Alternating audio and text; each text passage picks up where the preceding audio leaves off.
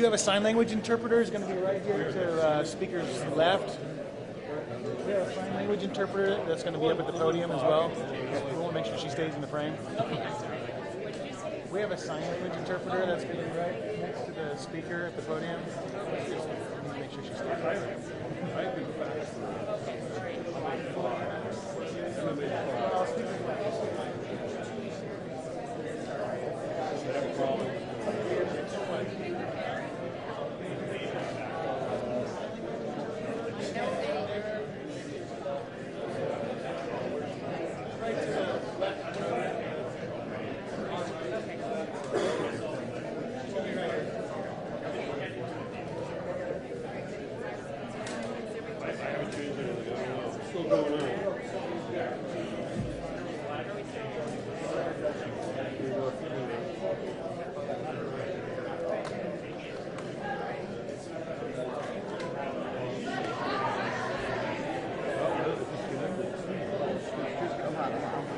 I'm so sorry.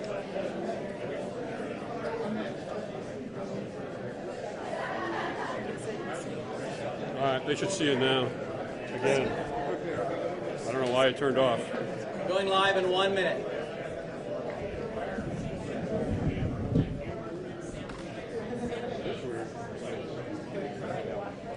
I've tried it before, but it never affected anything.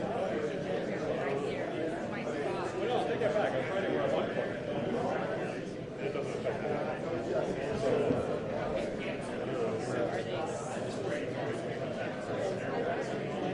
I don't know. I mean, it was clear and it was back through. We're good, we're good.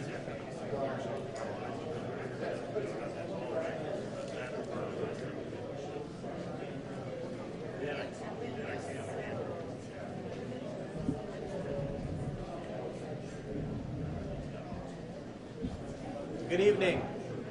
My name's Steve Kaufman. I'm a fire captain with the Ventura County Fire Department, and I'm the Public Information Officer for CAL FIRE Incident Management Team 4. This is going to be the press conference for November 9th, 2018, 18:01 hours. I'm going to start out with the most current numbers. Our current acreage is 90,000 acres at 5% contained. We're reporting 3 firefighter injuries. Total firefighters assigned to the fire right now is 3223. We estimate that there's 1,385 people in shelter, and estimate that 52,000 people have been evacuated from the fire. Our current residential structures destroyed are 6,453. 6,453. Our current commercial structures that are destroyed are 260. Puts us at a total of 6,713 structures destroyed from the fire.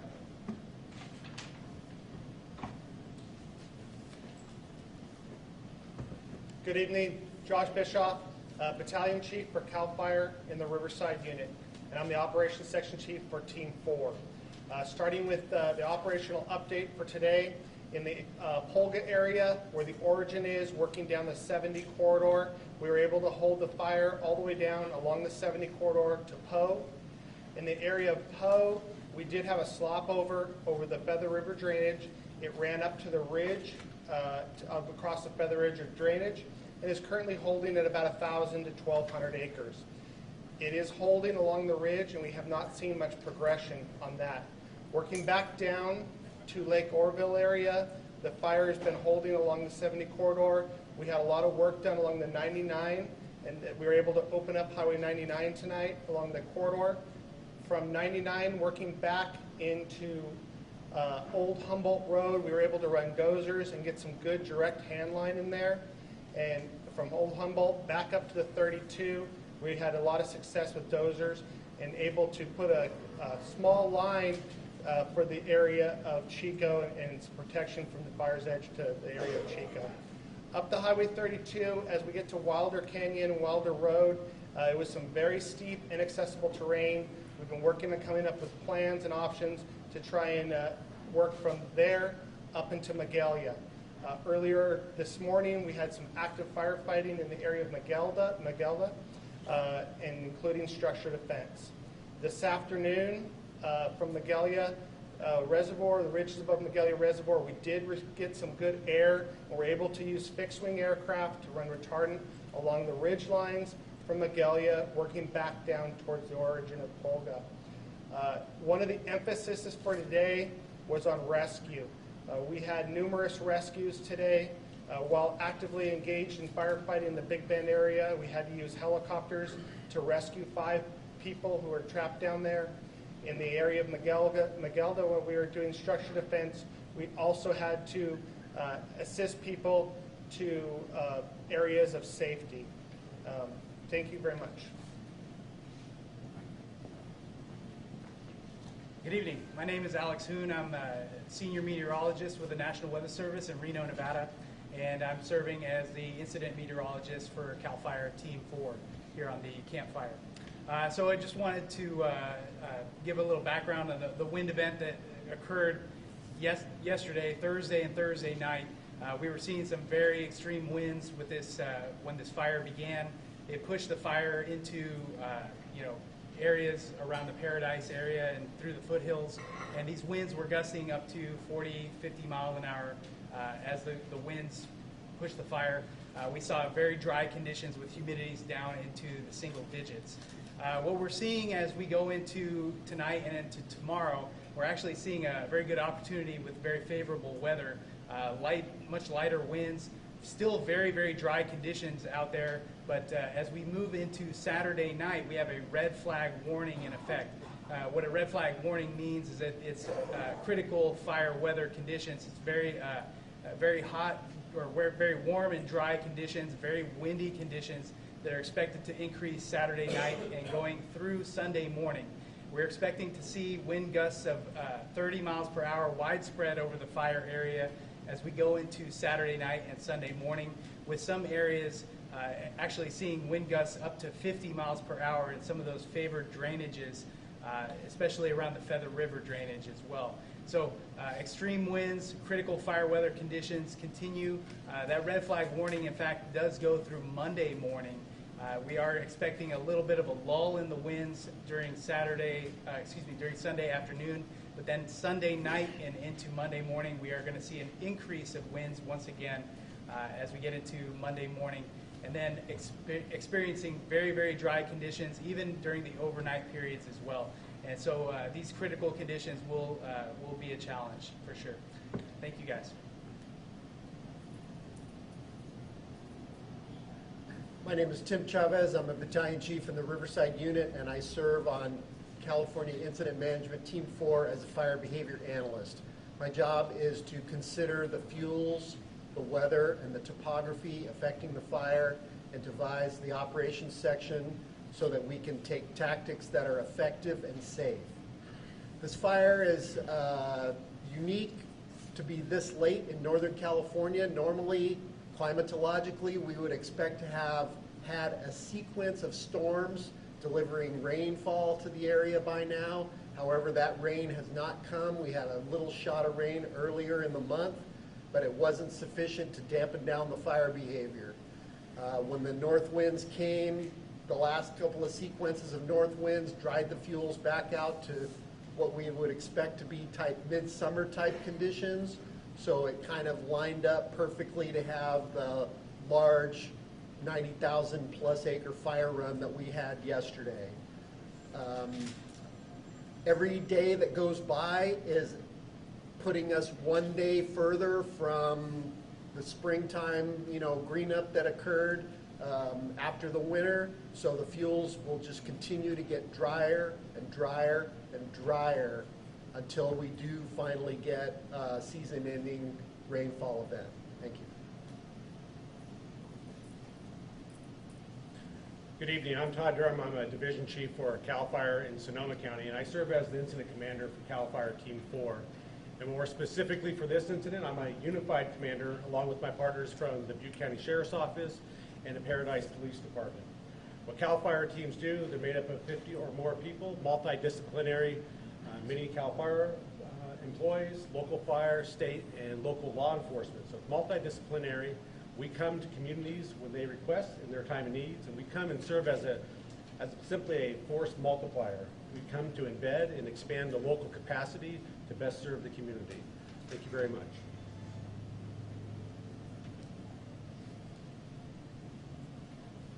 Good evening, everybody. My name is Corey Honey, and I'm the Sheriff Coroner of Butte County. I want to begin my comments with this. We're dealing with a very dynamic situation that is rapidly evolving. We are doing our best to get information to you in a timely manner, but I would ask that you please be patient with us and understand that what I tell you today may change or may have to be modified as we gather more information. I want to start off and tell you a little bit about our law enforcement mission. We have mutual aid law enforcement from throughout Northern California. Those law enforcement officers have come to assist our local law enforcement officers with evacuations, as well as maintaining the security within those areas that have been evacuated. In addition to that, we made a request for the California National Guard to come in and assist us with that mission. So members of my community may see members of the National Guard perhaps on traffic control points or working alongside our law enforcement personnel. It is, as the chief said, a force multiplier. We have had the opportunity to lift a number of evacuation warnings and some orders, and so I want to talk about that for a moment. We have lifted the evacuation warning for residents living west of Highway 99 from Highway 149 north to the Chico city limits and west to the Midway. In addition, we have lifted the evacuation order for residents living on Oro Chico Highway from Estates Drive to Durham Dayton Road. You can follow our social media pages for updates on that. We try to keep that continually updated. I do want to make one comment about that. The county has suffered some infrastructure damage. That has created some problems with our internal email system as well as our access to internet. We're working diligently to get that repaired so that we can continue to update you in a timely manner, but that has been a difficulty that we have been facing. We have, at this point, in keeping with our law enforcement mission, my office at this point has received 2 calls of reported or suspected looting. We have had law enforcement officers respond to those calls. Those would be up in the Magalia, Paradise area from what I understand, but we have not actually located anyone looting at this point, so there's been no arrests made. But I want to emphasize this point. As this goes on and more people find ways to get into those evacuated areas, if you think you're going to come in here and take advantage of these poor people who've been displaced from their homes and steal from them, law enforcement is going to do everything we can to capture you. And when we do, I have the assurances of the district attorney that you will be prosecuted to the full extent of the law. It is despicable conduct, and we need to make sure that we do everything that we can to prevent that. My office to date has received about 588 calls from people needing or requesting assistance in evacuating. And we've been working diligently through the course of that today. I know that staff was up in the Magalia area contacting people who were to shelter in place and working with our partners in the transit system to shuttle those people down to the Chico area. The other very unfortunate aspect of my comments today involves an update on the casualties. And unfortunately, it is my sad duty to report that we now can confirm a total of 9 fatalities, 4 additional from the ones that I talked about yesterday. I don't have all of the details because we've had investigators out in the field attempting to get to those locations where those suspected casualties were. What I can tell you, starting yesterday, we had Those individuals, those 4 individuals were found in their vehicles, and they were in the Paradise area. We found another individual near those vehicles today. He was outside, or I'm sorry, that person was outside the vehicle. I can't confirm the gender of that person at this point. In addition to that, at other locations within Paradise, we found 3 individuals outside of residences. We don't know if they're their residents or not. We still have to work to identify those individuals and then ultimately notify the next of kin. And we have found 1 individual who apparently was inside the residence. I know that that is not a lot of information. I certainly understand that there are people in our community who are aching to know what has come of their friends and family members. That is why I'm telling you what I know now, but you understand that this can be a long process in terms of identifying people and then making the notifications of the next of kin. So I'm trying to balance getting information out to you with not giving you information that I can't confirm. Okay? As I told you yesterday, this was a devastating fire, and if you've been up in the area, you absolutely know that. You know how quickly it came through the Paradise area. And so I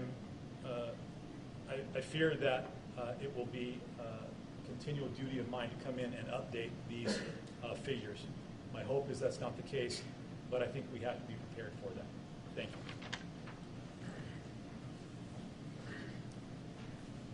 We'd like to open the floor up for questions now. As you pose the question, I will repeat the question, and then the discipline that'll talk to the question will come up and talk to give you the answer. We're getting a lot of questions about Magalia and how bad the fire is in Magalia and how much damage is done. We haven't heard a lot of Magalia. Can someone speak to what's going on in Magalia and what the status is of that community? So the question is, what's the status of the Magalia community, and what's the fire doing in that area?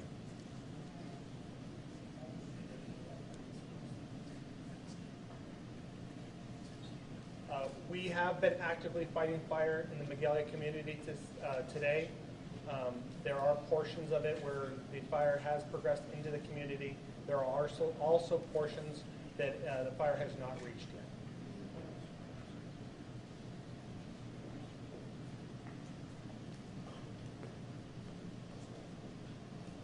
So I've just been informed the superintendent of schools has an announcement about school closures.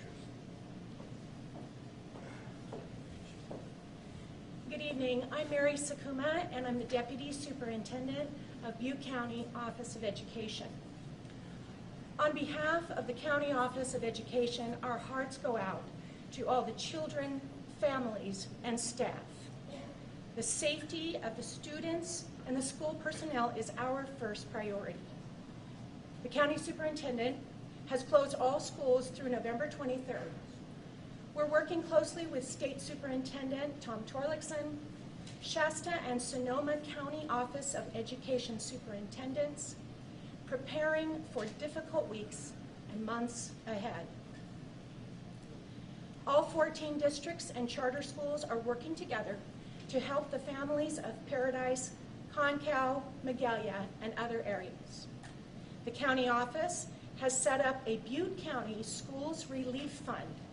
Please check our website for further information. Thank you.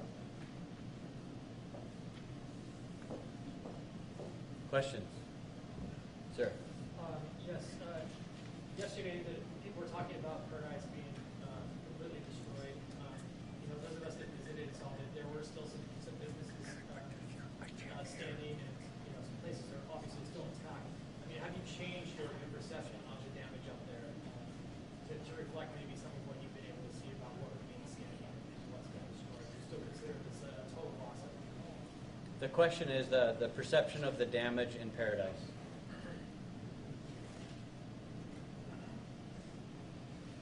There was significant damage in the town of Paradise. There are areas that are still, that a lot of work was done.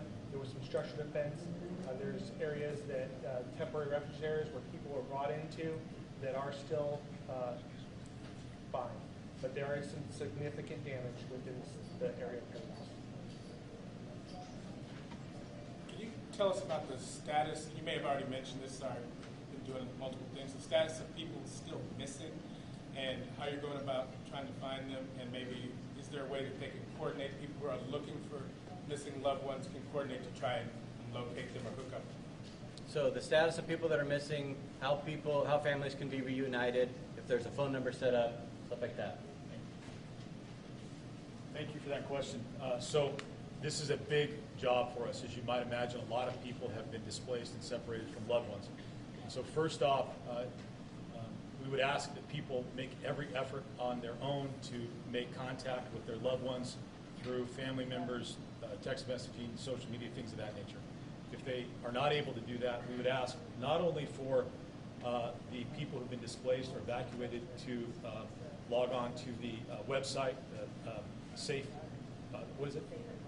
and Well website, so that they can be accounted for, and that the friends and family check that website first. If you're unable to locate them after that, and you want to make a missing person report, we would encourage you to do that. You can call the Butte County Sheriff's Office at the area code 530-538-7322. And that is to make missing persons reports. If you have questions about fire, we would ask that you call the fire-related line. But if you have a situation where you know where someone is and they are in immediate danger or peril, that would be the appropriate time to use 911. So, excuse me, can I just follow up on that? Do you have a number of people missing yet? So we're still gathering that information. Today we began a very concerted effort of trying to identify who is actually missing and who may just be separated and not yet been able to make contact with everybody. As I understand, as of today, we have 35 reports of missing people. So we've taken 35 missing person cases today. I would anticipate that that would increase as the day goes on and as this event goes on. I know it's still early, but what do you know about the cause of this fire and just reports that PG&E damage transmission tower replacements? So the cause is still under investigation. Anything about PG&E? They're having an initial investigation into the damaged tower. Now, normally, as long as our investigators are under the investigation mode and it's an active investigation, we don't release any information pertaining to the investigation whatsoever. We're still currently investigating the cause. Any other questions? Sir. So, of course, everybody's still fresh with the stress of this experience up there. But there are people that say that they were contacted early enough to get out, and they had trouble evacuating on time. I mean, I just want to know what the response would be to that remark, and is there any evidence of maybe a call not going out of time? So that might be for the sheriff. So the question is, there's questions about people possibly not being contacted in time, and if the sheriff could respond to that. Thank you for the question. It's a good question. We appreciate that.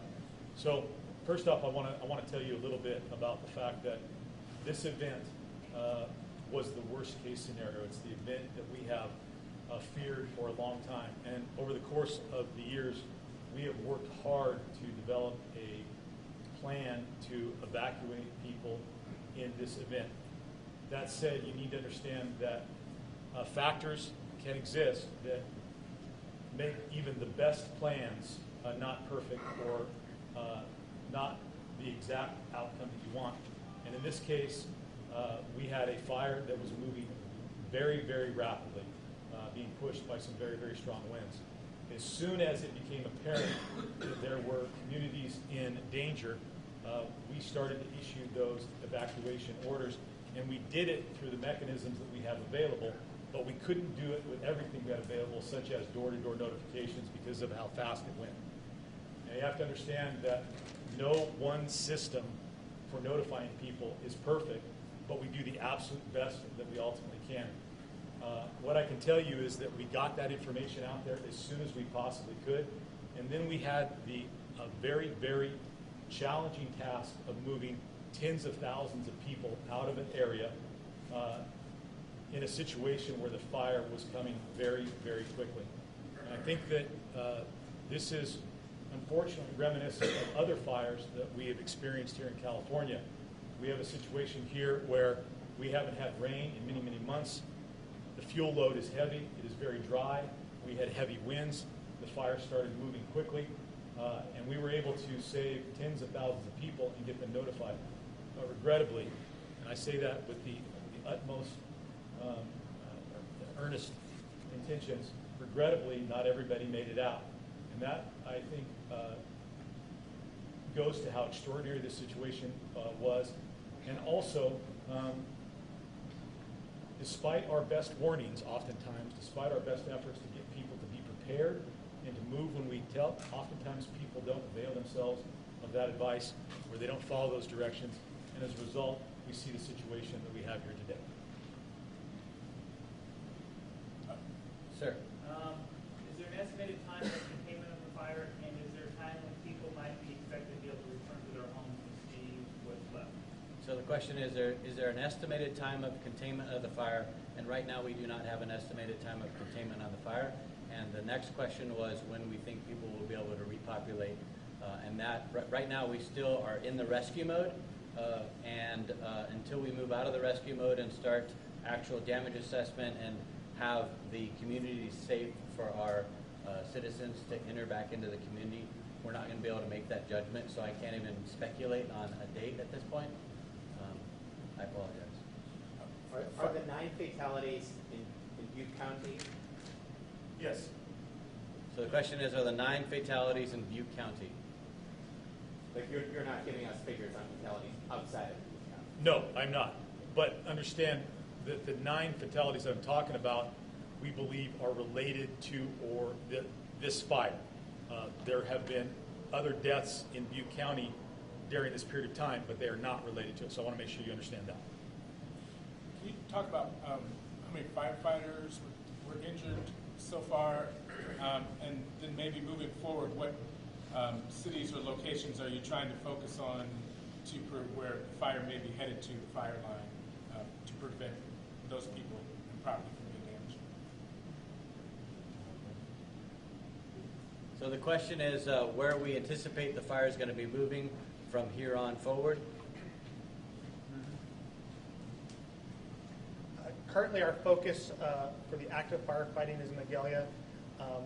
There are areas north of that we also have under mandatory evacuation.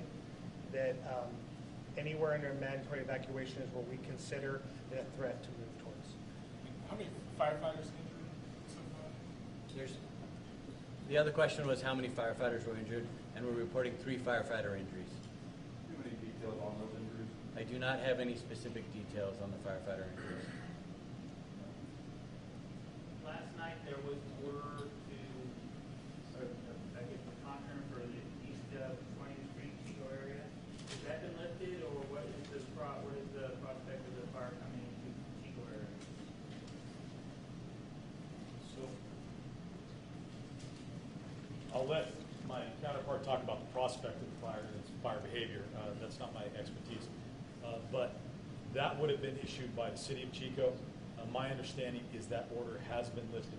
The orders with regard to the city of Chico have been lifted. If I'm incorrect, we'll correct that information through our social media pages. Any other questions? I'd just like to end it with a word from our incident commander. Prior to doing that, we will continue this press conference daily at this location at 18:01 hours until there's no longer a need for information on this fire. Thanks, Steve. I just wanted to take just a moment to kind of summarize what was discussed here tonight.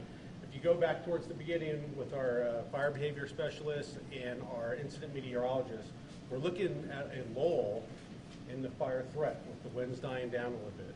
To answer, further explain some of your questions over here about where things are going, we're at a very pivotal moment. There's a lot of fire out in the landscape. There's still a lot of structures that are burning. And there's some areas that we may not even had an opportunity to get into yet. So we're doing the best we can. We have more resources that are en route. We're going to try to take advantage of this moment during this lull to make the greatest amount of progress that we can. But we're very, very cautious, recognizing that the weather that comes, the red flag warning for multiple days with those strong winds, can either do one, two, or three things. One, kick this fire back up, start new fires, or a combination of both. So please understand, our desire is to continue to provide this information every night to validate your questions, and we appreciate you coming out tonight and looking forward to seeing you tomorrow night and in the future. Thank you. All of us will be available immediately following this for any individual questions or interviews you might like to do. Thank you very much.